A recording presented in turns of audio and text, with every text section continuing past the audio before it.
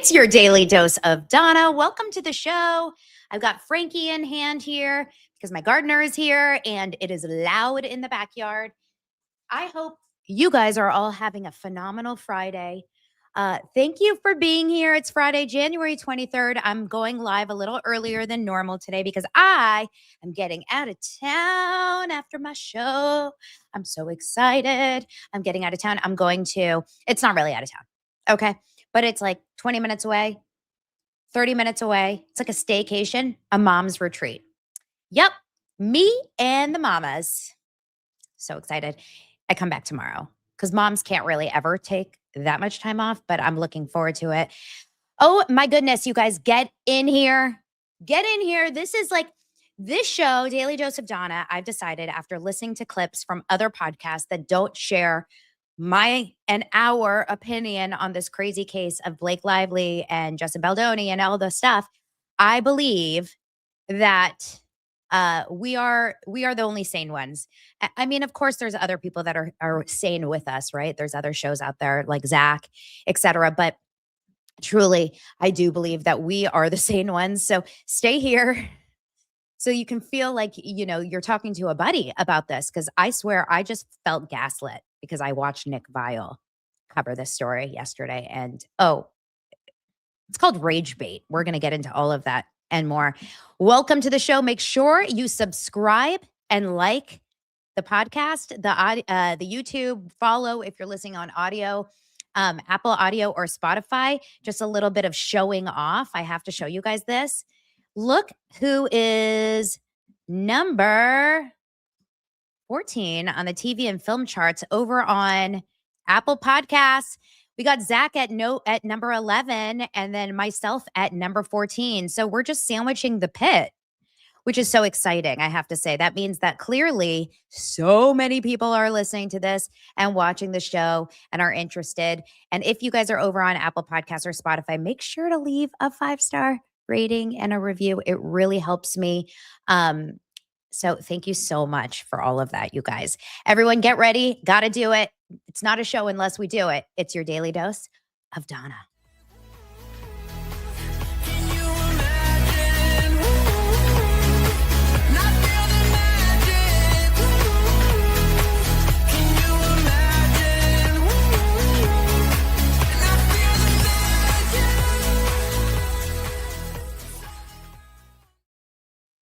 Hello, hello, hello. Welcome to the show.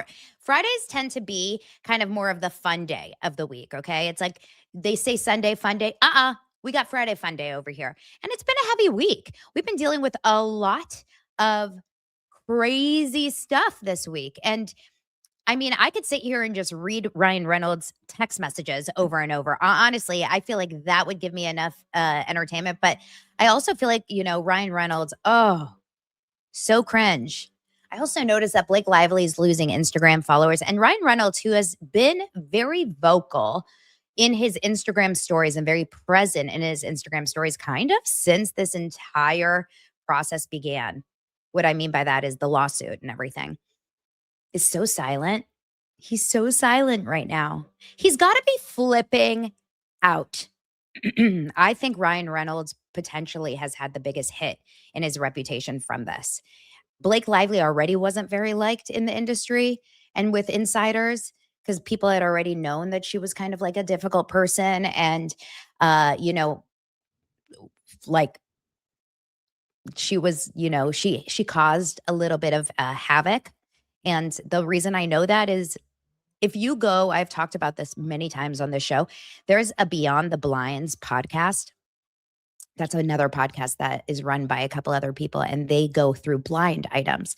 And blind items tend to be they tend to be real. Like maybe they're not always perfectly real, but I think blind items tend to kind of have like a sense of reality to them and honesty or whatever. So there's an episode of Beyond the Blinds that was recorded in 2021 about Blake Lively. You can search it in the podcast app and you can find it. And if you listen to it, you will hear. So remember, this is way before It Ends With Us.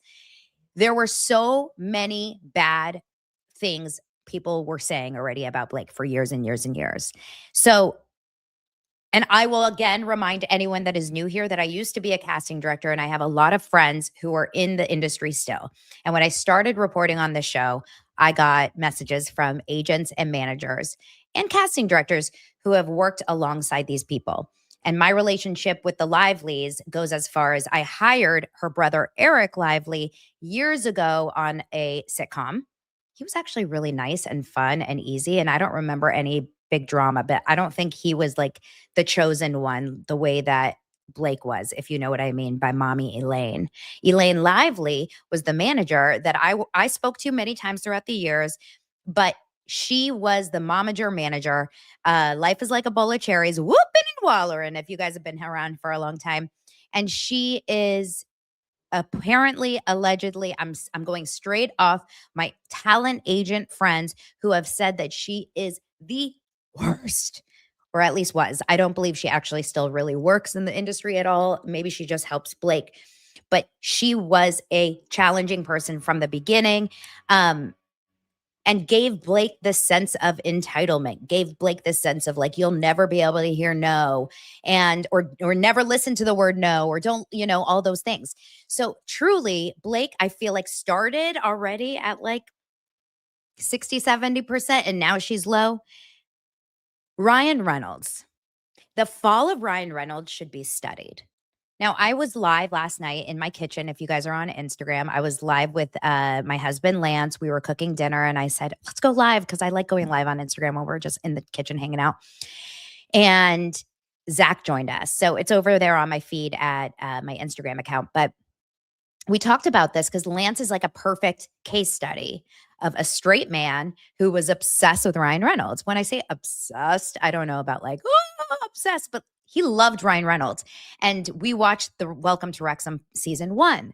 And season 1 of Welcome to Wrexham, I remember looking at Ryan Reynolds like, dude, he's freaking awesome, right? Like this guy's got it all together. He is, I'm embarrassed to say this, handsome. Yes, I did think he was handsome. I actually really did think Ryan Reynolds was a good-looking guy until all of the negative stuff came out. I thought he was handsome. I thought he was funny. I thought he was smart, which I still think he is smart to an extent. I thought he was a savvy ass businessman, which I do actually still believe that he's very good with business. Look at all his success. What I didn't know was possibly the reason why he is where he is in the industry, in the entrepreneurial industry, in the Hollywood industry, et cetera, is because I actually think like, and this is just my opinion, just like he said, it's just his opinion that Justin Baldoni was a predator and that's how he got dismissed from this lawsuit. I believe, in my opinion, that Ryan Reynolds is a sociopath. Like, I am not a doctor, I'm not a therapist, but I do believe he is beyond diabolically insane. Like, reading those messages gives you a sense of like uncomfortable cringe. It's way past cringe. Like Blake is the epitome of cringe. Blake is cringe. She's also a mean girl, but I think she's cringe. And the way she talks and her interviews and everything is so cringe. Ryan is dark. Ryan is dark. And I want to remind you guys how many clips we found of Ryan Reynolds in the last 13 months of him coming out and talking so openly, so positively, and so happily online on these like what's it called? Talk shows, right? He was so outwardly like gross, but no one noticed it. It's like once you see it, you can't unsee it. And I can't look at him the same. I will never look at him the same. In fact, I'm scared of him. I am actually scared of Ryan Reynolds. I think Ryan Reynolds scares the living crap out of so many people in this industry, which is why he gets so far. Because the way he speaks to his agents who work for him, okay? So technically agents are, I mean, it is a little bit of a collaborative environment. But I read to you guys all of his like, wow, text messages to Warren Zavala and to Patrick Whitesell over at WME. And I can tell you pretty confidently that those were not the first time he wrote those kinds of text messages to them. Like, you don't think he ever did that about something else that went wrong in his career? About when a stunt woman died on the set of Deadpool? About when, he got into like other on-set drama or when there was other bad stuff that was happening. Like, come on, that was not the first time that he did that. I think he is scary. I think Scarlett Johansson and Alanis Morissette ran for the hills, and Alanis wrote songs about her toxic relationship with him. I think Scarlett believes he's toxic. This is a man that was going through the biggest legal battle. And remind you, he came to SNL, which is, I get, yeah, it's the 50th anniversary of SNL. Not like he was ever on SNL other than just a guest host here and there. It's his ex-wife's current husband's workplace. And he decided to come because it's about me, Ryan, the freaking narcissist. And it's truly something I've never seen. Like, this is the big unveiling of Hollywood. How many more psychotic people are back there behind the scenes that are coming off as the nice guy? And like, we're in FOFO period, right? 2026 is FOFO period. You absolutely cannot ever believe that your shit will not get exposed at this point. In 2026, everything you text, everything you write, and sometimes everything you say will be revealed. So if you're a horrible human being, like, we're going to find out. The cream rises to the top and the crap wafts through the vents. Okay. Enrique says, Donna, if you check the timestamps, like, he sat down to write those things. Like, he has so much anger he can't articulate. Dude, breathe. Why are you so angry? I mean, my personal opinion, reading those, I should put them into ChatGPT and ask, what is your take on the person who wrote this?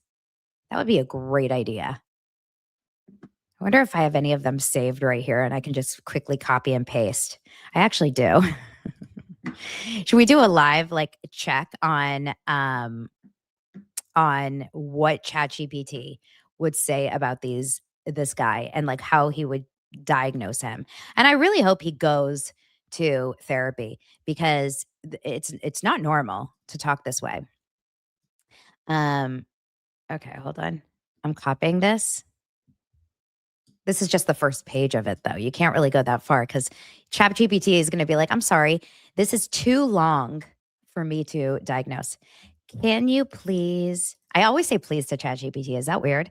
Can you please diagnose the person's behavior and personality who wrote this text to his agent? Okay, let's see what it says. I can't diagnose this person in a clinical medical sense, but I can analyze their behavior, communication style, and apparent personality traits. This is someone, okay. The language is profane, graphic, hyperbolic, cathartic. Examples: buckets of dum-dum juice, sloppy, cliched fuckstorm, frame fucking dailies. This suggests strong impulse towards emotional honesty, low concern for decorum when angry, writing as a way to discharge emotion, not just communicate. This is someone who processes emotion through language, often explosively. This person believes strongly in their own judgment and expects others to follow it. They show contempt for PR smoothing, for rolling over, for virtue signaling, and studio first thinking. This isn't abstract feminism. It's situational, lived, and angry. Whoa. He has an interpersonal style, direct, blunt, and confrontational. He's not conflict avoidant. But it did say this is not evidence of a mental illness. And that I don't know if I can agree with. Unreal. All right, let's get into some current stories. First of all, I have to get you guys in a I'm sorry to do this, but we have to rage bait for just a moment. Just to remind you how good you have it here. Okay? Just to remind you how good you have it with Daily Dose of Donna, who is seeing the truth about the story because it's so insane. We have to watch the biggest Ryan Reynolds' biggest fan Nick Viall and his minions. And Nick Viall already, by the way, is so unliked right now because of everything that he's done in the last few months. Just he and his wife are just so awful. But they talk about the Justin Baldoni case. And we've talked about this ad nauseum from the very beginning, that Nick Viall and Ryan Reynolds are connected in some way. Ryan Reynolds, they've taken pictures together. Ryan Reynolds apparently did his podcast, but then this whole thing came out and he didn't release it. Allegedly, there's a Mint Mobile big deal going on between Ryan Reynolds and Nick Viall. Nick Viall, in addition to that, follows only like Ryan Reynolds supporters online. There's this one creator, I wouldn't even dare give him the shout out on this show, but there's this one creator out there who is a man who is disguised as a feminist, and he's beyond annoying to watch online. But he talks about this case every single day for the last literally every day for 13 months.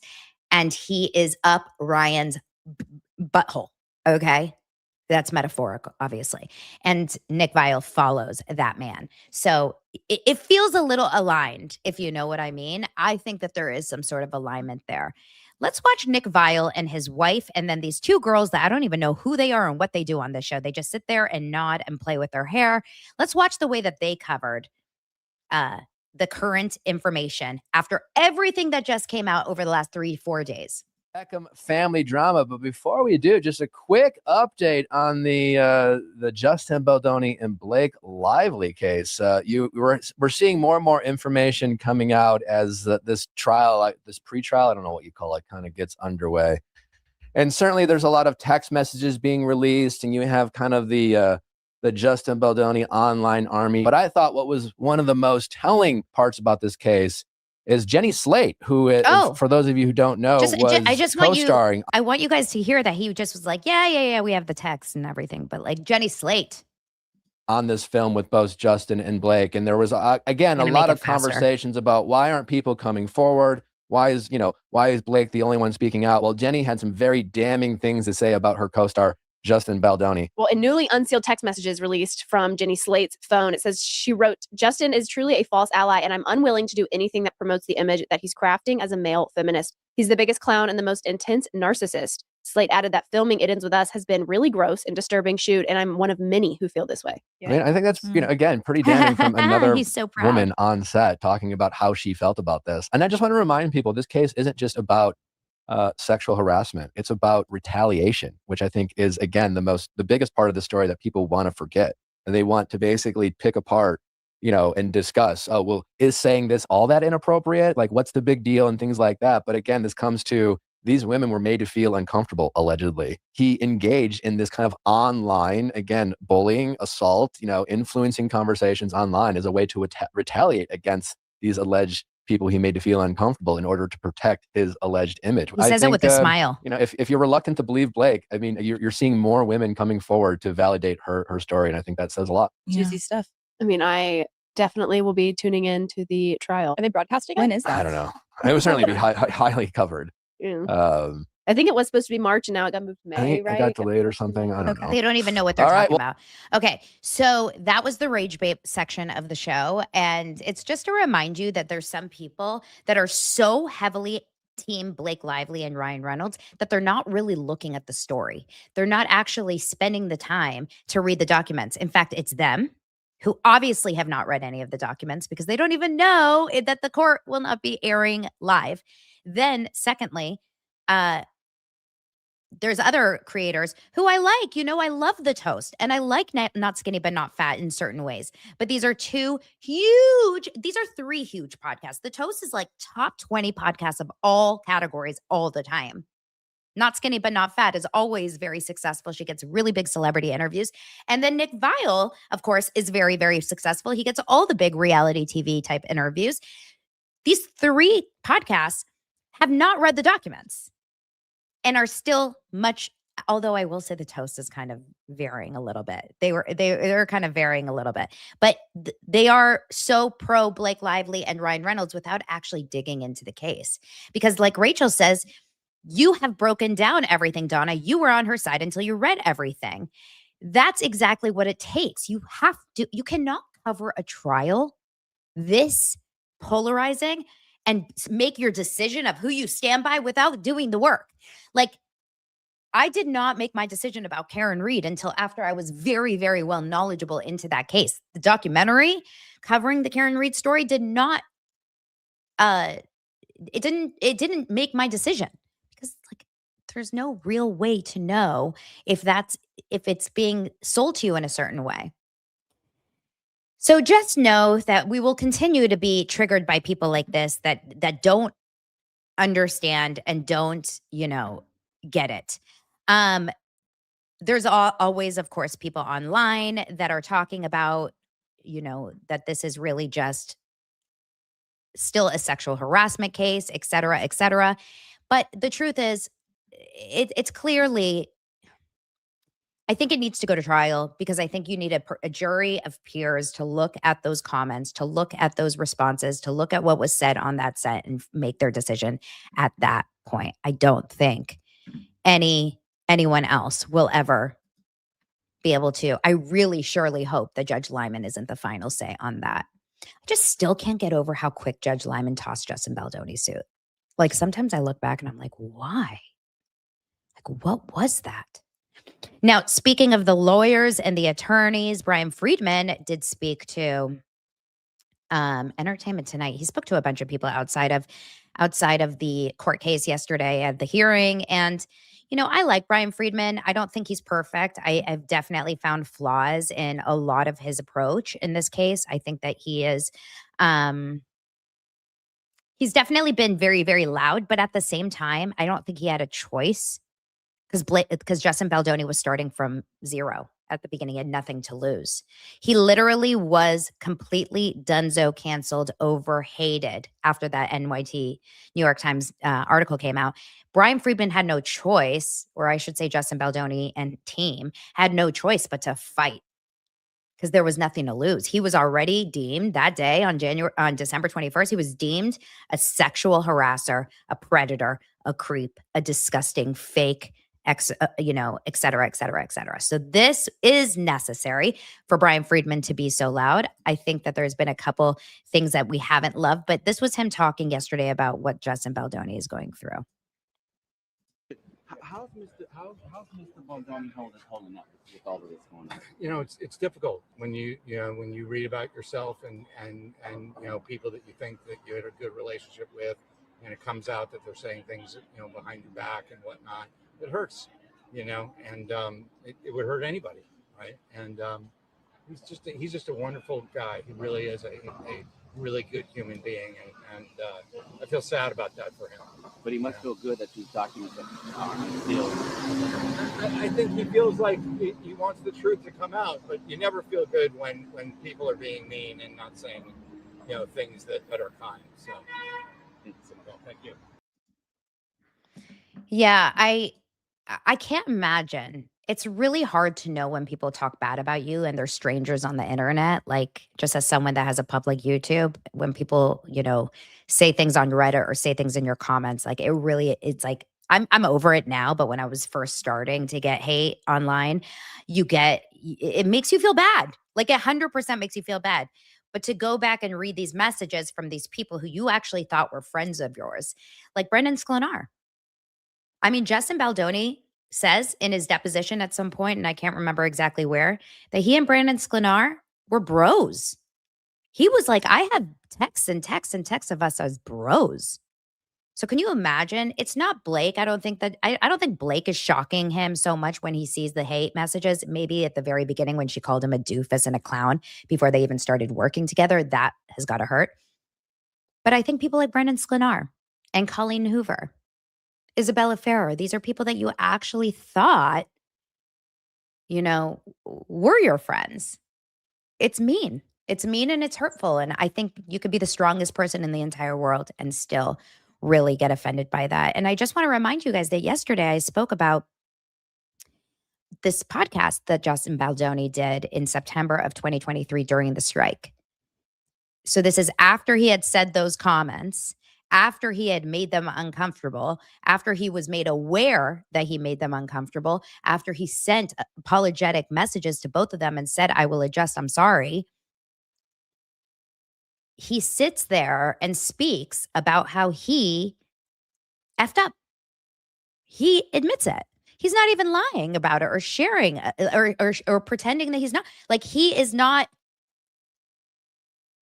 I don't know about you guys, but narcissists, from what I know about a narcissist, and tell me, because I feel like you guys probably know more than me. From what I know about a narcissists don't have as much self-awareness. They don't have self-reflection. They don't have the ability to kind of like look inside and say, I was wrong. I think that's actually the truth about narcissists, is that they never think they're wrong, right? They always put the blame on others. So when he sits there and he's straight up saying, I messed up, I acted inappropriately, I said things that were not correct. And I played that clip on yesterday's episode. If you want to go back and watch it towards the end of the episode, it's really telling. This is the kind of person he is. He's not like too good to recognize that he messed up. Everyone makes mistakes. He made a mistake. He said something that went a little too far. The joke didn't land, or the comment didn't land. It made someone uncomfortable, and he was like, "Shit, I don't want to. I don't want to be known as that guy for you. I'm sorry." A true narcissist would never take responsibility. Do you know anyone else like that? Blake and Ryan. Interesting. Now, I'm going to talk about Taylor and Travis in just a moment. But before I do, I want to remind you guys that this week's episodes are brought to you by the best Olipop. And I was over at Whole Foods yesterday. I saw a bunch of Olipops, especially their new Shirley Temple. Am I pointing to the right thing? Because it's always mirrored here. I'm probably pointing to the wrong thing. The Shirley, I'll put it here, okay? It's either here or here. Shirley Temple flavor. And Olipop is so amazing because it truly is like a soda, almost like a dessert soda. You can eat, like, seriously think that you're drinking massive amounts of sugar. But the truth is, it's only 4 grams of sugar in the entire thing. And there's high fiber. It's a new kind of soda that combines the classic soda taste with the benefits of a functional ingredient blend to support digestive health. And they have their new limited edition flavor, Shirley Temple, which is it's like the classic you remember, but brighter, bolder, and made with real ingredients you can actually feel good about. It's the original mocktail, and it's perfect just in time for dry January. We're almost done with dry January, but if you actually did it, I did not. So just make sure to check out Olipop, and you can get a free can. This is the coolest thing. You can get a free can of Olipop by buying 2 cans of Olipop in store, any store, even Amazon, and go to drinkolipop.com/Donna. That's DANA. That's my name. And make sure to show them proof of purchase, and they will give you a free can. Olipop is sold online at drinkolipop.com and Amazon, and available in the soda aisle and with the chilled beverages at thousands of retailers nationwide, including Walmart and Target. Thanks, Olipop, for sponsoring Daily Dose of Donna. Okay, so in other news, I want to tell you about this one story that came up about Taylor Swift and Travis Kelce. People are really thrown by the Travis Kelce by the Taylor Swift of it all, because I think a lot of people feel like she is,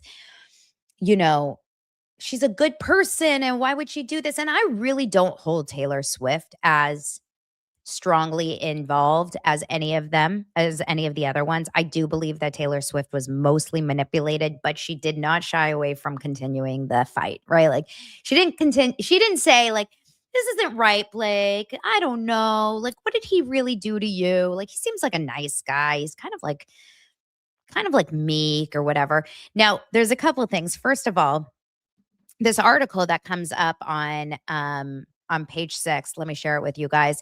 It says that basically, and I don't know whose PR is kind of spinning this, but it says that, let's get this ad out of here. Speaking of, Ollie is another one of my sponsors. That basically Travis Kelce allegedly helped Taylor Swift navigate her tense relationship with Blake Lively during their battle. So if you guys remember, there were some text messages that came out in the end of December or beginning of December 2024 where Blake, I guess, had been acting kind of weird, and Taylor wasn't responding that much. And Blake reached out to her like, hey, is it something I said? Is it something I did? What did I do? And Taylor Swift speaks very openly and honestly, like, I feel like you're talking to me like I am not your friend. I feel like we're coming with all this like corporate lingo. It doesn't feel real. And the truth is, I think I'm not Taylor Swift, but I think she was probably annoyed with Blake Lively at this point. Remember, she had been talking to Blake Lively for over a year. This was December of 2024. She got involved with Justin Baldoni and coming over to the meeting in the Tribeca apartment and talking to him and like lying about how amazing Blake was a writer in April of 2023. So this is now, I mean, if you actually think about it, that's insane. We're talking about 8 plus 12. We're talking about 20 straight months of Blake Lively complaining about Justin Baldoni. They became obsessive. She and Ryan became obsessive over complaining about him. And I think that Taylor was probably like, this is like getting toxic. This is getting annoying. This is getting draining. I've had friends that cannot move on from their exes, for example, and they talk to me about their exes every time we are on the phone. And it's like, you want to die. At some point, you're like, can we like move on? Can we move on? But that's true. Taylor is someone that is always, kind of focused on a hate campaign against exes and stuff. So I think she actually can probably understand that kind of obsession too. According to this article, Kansas City Chiefs player, that's of course Travis Kelce, reportedly encouraged Swift to smooth things over with Lively before their bombshell text conversation unfolded in 2024. Things had become uncomfortable between Taylor and Blake, and although Taylor hadn't said anything herself, Travis noticed the way Blake was speaking to her, and he felt it wasn't right. I wouldn't be surprised. Just looking at them two together, it's like the mean, wicked witches. Travis was allegedly very much in Swift's ear about the tensions between her and Lively. He believed Blake's behavior towards Taylor fell off and she should take a closer look at the dynamic, saying it wasn't how a real friend should act. When Blake later raised concerns that their friendship had changed, Taylor didn't hold back. And I don't know where they get this information and if there's any truth to it, but it says that he didn't dislike Blake, but he didn't think it was fair on Taylor, who had been nothing but a president loyal friend. More than president loyal. She literally could potentially ruin her own reputation for Blake. So that's when she confronted her in that text conversation. And when Lively was asking, like, is our friendship still good? Just look at this girl's face. I swear, I'm having issues. Like, just look at Blake Lively's pout. Just looks like a mean girl. And then they continued to talk. But something happened, obviously, between December 21st and February, which was the Super Bowl. Now, of course, this is last year's Super Bowl, or I should say 2 years ago Super Bowl. It's not last year's Super Bowl. Something big happened. I think I'm going to rewrite that script. I'm curious. Like, I would like to write a script of what happened between Taylor Swift and Blake Lively. Like, what was the straw that broke the camel's back? Was it Justin Baldoni's amended complaint? If you guys remember, that amended complaint, like, knocked our socks off here on this show. It's really, really interesting to think about. That when I did that live of Justin Baldoni's amended complaint, we literally could not believe it. Couldn't believe it. I wish I could find that one live stream that I did. I think it has like 200,000 views at this point. We were here for 6 hours on a Saturday. My husband lost me. He literally lost a wife for a weekend. Quickly, let me go through some of the super chats before I continue. KRC says it would be interstate for you to interview someone who knows about brand psychology like Taylor and Ryan use. Yes, Ashley Brianna Eve. I'm trying to get her back on the show. Interesting. Oh, you didn't have to write give another super chat for that, KRC. But yes, I agree. Thank you. Go Maddie, thank you for $10. Says that XXB87. That's the way she signed off in her email from Ben Affleck, who allegedly is an ex-lover, should embarrass Ryan. I am curious, and seriously, I want to know, thank you so much for those super chats. I'm seriously curious if Ryan Reynolds was privy to all of these text messages that Blake Lively was sending behind the scenes. I don't know what their relationship is. I don't know if they just have access on their own phones to each other, like, some relationships do. But I do wonder how much Ryan knew of those early text messages, the one where Blake Lively was doing the never with teeth, flirty, sexy, yummy, and talking about all those kinds of weird comments. Or did Blake Lively ever look at Ryan Reynolds' text where he said that he would tattoo the face of the first AD's perineum on his perineum? Like, do you think that they, were looking at each other's text messages and being like, that's good. That's good. And also, what went from December to April from Ryan Reynolds saying, like, I am a huge fan of yours, Justin. Do you remember that? If you weren't around for that time, it was wait, what's the lawsuit info is the website, right? That has all the stuff. If you go back to the amended complaint in those text messages from Ryan, it's like actually kind of crazy if you go back and look at the dates, of what they kind of talked about and when they did. And it's,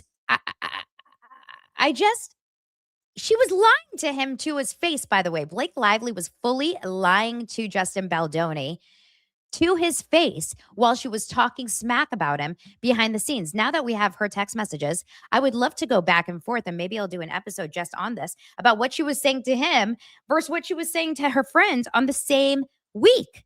This is May 11th, 2023. This is the same week that she was texting Brandon Sklenar about how awful he was. Or I should say this is 10 days before she was texting Liz Plank about what a creep he is, where she says to Justin Baldoni, I feel the same. It's such a good feeling to get work done that we're proud of and to do it together. It just clicks when we find it. And that's just as rewarding as filming it or editing it or marketing it or releasing it. This is all storytelling. This is why we do it. Thank you for your collaboration. I'm really proud of what we're doing. Can we just take a moment for this two-faced behavior that you're telling your director how amazing they are, and in the back, you're freaking doing, he's a creep, he's disgusting, he's the this. Dying to know how all of this actually happened. This is, of course, the month before when she was talking about getting, Taylor Swift over there to completely push him into picking her script. And this is when she says, I'm deeply inspired of the film we're going to make outside of the success of this book. We have such an, you guys, Ryan Reynolds wrote these, right?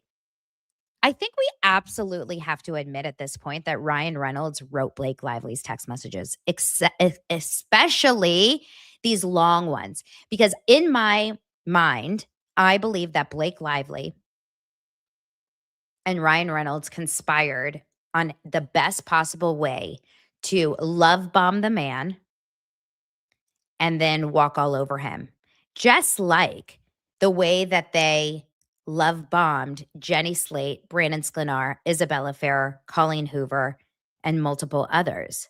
It's the same process, you guys. Now that you look at it all in a zoomed out perspective, think about this.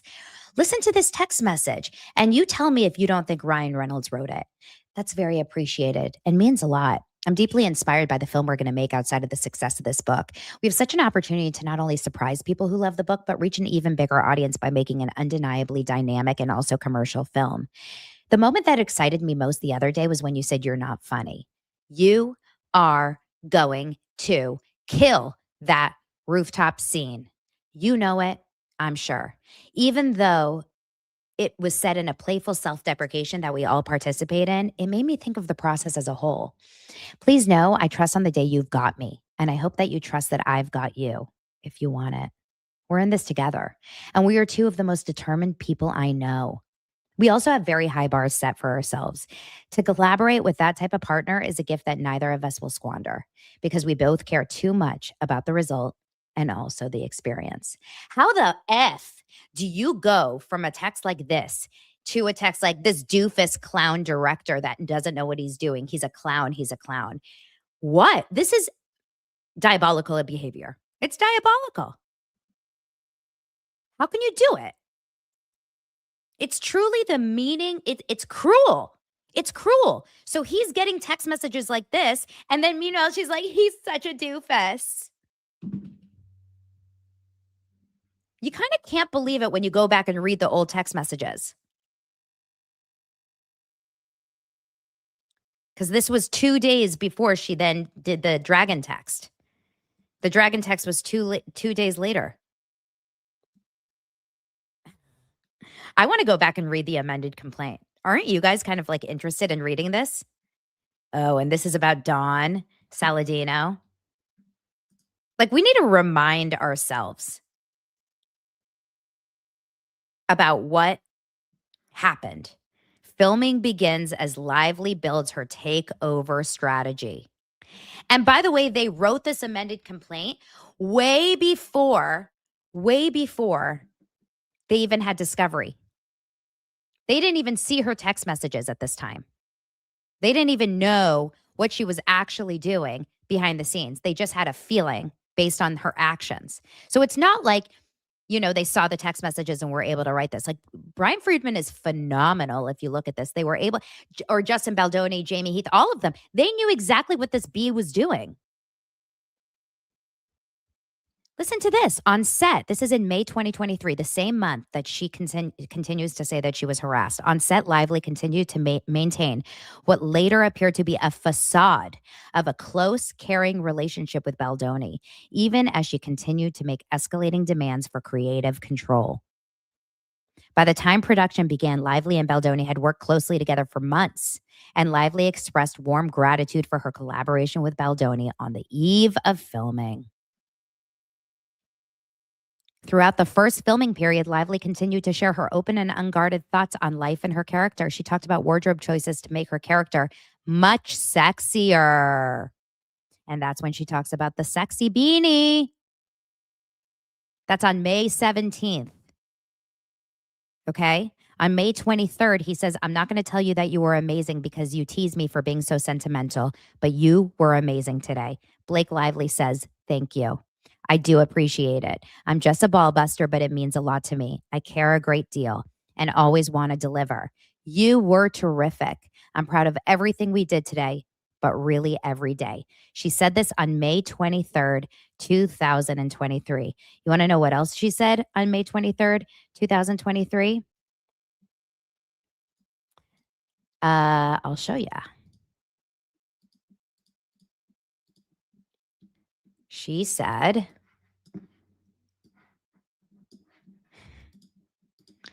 come on, Donna, get your shit together.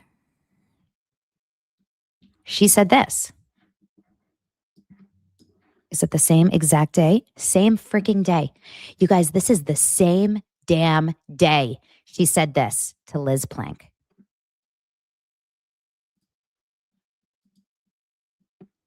You warned me, not to this level, but I saw there was more and you were in a tricky situation, not wanting me to be responsible for regretting anything, doing the movie or not doing the movie. You only considered my heart. I saw that, not theirs or yours even. I saw that and I chose to face that. She continues and earlier says, they're just being creeps. Keep your hormones to yourselves. This is not mine. I don't want it. I don't want your gaze or your words or your tongue or your videos of your naked wife. Clowns, she says. She says, I need my people here. I need either you or Ryan. This is on the same day.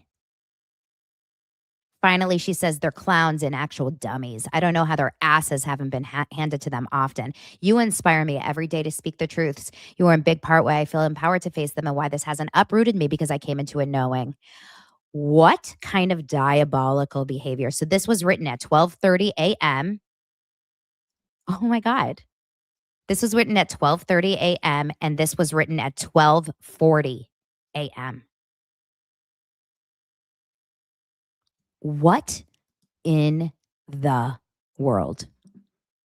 It's actually really sick if you like, that's what I want someone to work on. I say someone because I don't know if I can. I really want someone to work on pulling the text messages from Justin Baldoni's complaints time-wise and putting them in line with the text messages that we have from Blake Lively now, to read the back and forth of how she was saying one thing to him. And like, mind you, she never said, hey, Jamie showed me that video and it was really uncomfortable, Justin. Can you talk to him? It sounds to me like they had a really nice relationship. You know? Oh. Oh my gosh. Super chat. Thanks for the $1.99. LADH says, how is Wrigley doing? My dog Wrigley has just a few more days at boot camp. She's doing great. Witterbird is saying, thanks for £5. I think that's pounds. Blake being a narcissist that will feel empowered by these text messages coming out. Ryan too. Thank you for your coverage, G and commentators. Thank you for the super chat. And Magley1980, thanks for the $5, says we all need to write in to request the PGA recognition be removed from Blake and the one from Isabella. Look, I don't think it's going to work. I would be shocked if the PGA actually pulled back, but you can do whatever you want. I mean, people are really, really, really upset about this, you know? Okay. I want to see if you guys have any other comments that I want to cover over there. I can't be here all day, sadly, because I mean, I wish I could be here all day, but I do have to leave soon-ish. And don't forget that Zach Peter is going to be live also in just a bit. So I want to make sure that you guys don't forget about him. I seriously wonder, like truly, I really do wonder how much of this was planned the entire time. I do. I wonder how far in advance Ryan Reynolds and Blake Lively decided this is the movie that I want you to take. This is the movie that I want you to take because I believe he's the perfect person. I've studied him. I've watched him. I watch his We Are Man Enough podcast. I've read his books. I've seen the TED Talks. This is the guy that will bow down to a woman. This is the man that will not let you not win because he's a man that will crumble in your favor. And I do believe that this was happening. This was now seeing Ryan Reynolds' texts. He is that crazy, in my opinion, that he does have one of those like boards on the wall with the lines, you know, doing all that. I do believe it. That's a really good reminder. Thank you, Copper Mountain, for the super chat saying, did you see what Sigrid said in front of the courthouse yesterday? Katie posted it. Yes, I did. And I showed it on my Instagram and I talked about it. But let me show you guys. This is a crazy thing. So Sigrid McCauley was hired just recently, these last couple of weeks. Remember? And do you guys remember that we were saying yesterday, or when we talked about Sigrid McCauley being her new hire, she is the attorney for the Epstein victims. And when that article came out, we all said, oh my God, of course she did this because she needs to be aligned in her mind with Epstein victims. Because of course what Justin Baldoni did by calling her hot and sexy on a set, that is the same of being like child trafficked and sex trafficked and like, you know, graped and all of these awful things. Of course. It's cuckoo. But anyway, she hires this Sigrid McCauley, whose job is not to be in the courtroom and fight for her. Her job is to be her PR and media lawyer. This is who they hired to stand on the court steps and to speak to Justin Baldoni's, to the press about this case. This is who they hired. This is who they thought was the best possible person. When I tell you yesterday was her grand reveal speaking after the court case, and I think they may need to consider hiring someone else. I do. I don't believe that this girl is going to hit it. And if you actually think it could possibly be Kristen Wiig in a wig. She truly reminds me, actually, you know who she looks like? Oh my God, this is going to be such a random throwback. She looks like Farrah from Teen Mom's mom. Okay, that's all I can think of. She looks like Deborah Danielson. This is, I swear. Let me show you Deborah first, and then we'll make the decision. If you guys don't remember Deborah, this is Farrah's mom. I mean, I can't believe that I'm thinking about this, but this is how sick my brain works. I believe she is Farrah's mom. Okay, look, this is Farrah's mom. This woman on the right. Okay, now let's watch. Farrah's mom speak outside the courtroom. Feel about having all of her private texts to friends like Taylor Swift laid out in public. I mean, that's not comfortable for anyone.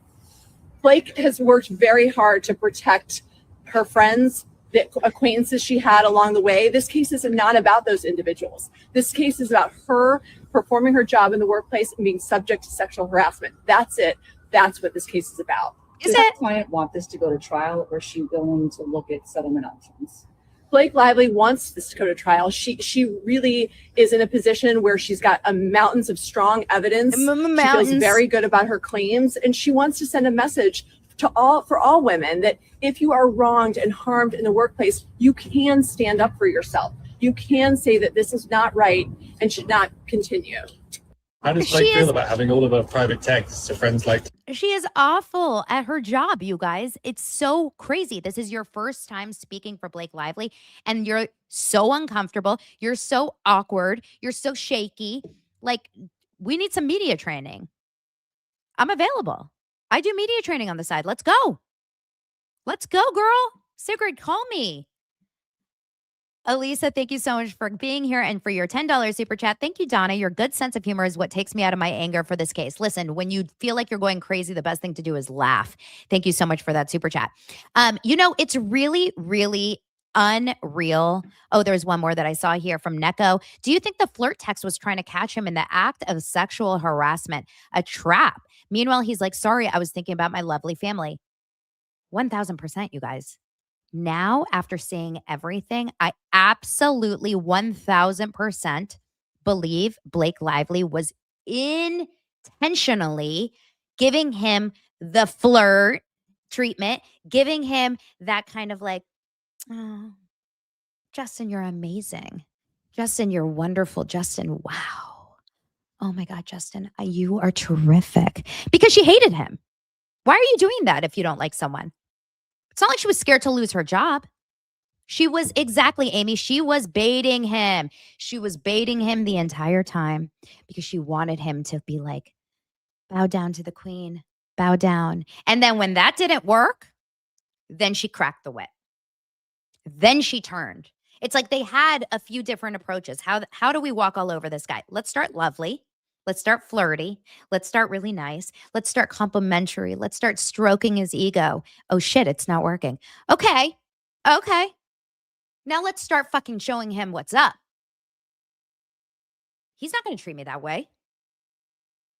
It's like you see it. You see it all play out. I can't wait for the movie about the movie. And it certainly won't be called Lights Cult Action like you wanted it to, Blake. It will be called Two Psychopaths Walk Onto a Movie Set and Ruin Their Lives, starring Blake Lively and Ryan Reynolds. I'll cast it.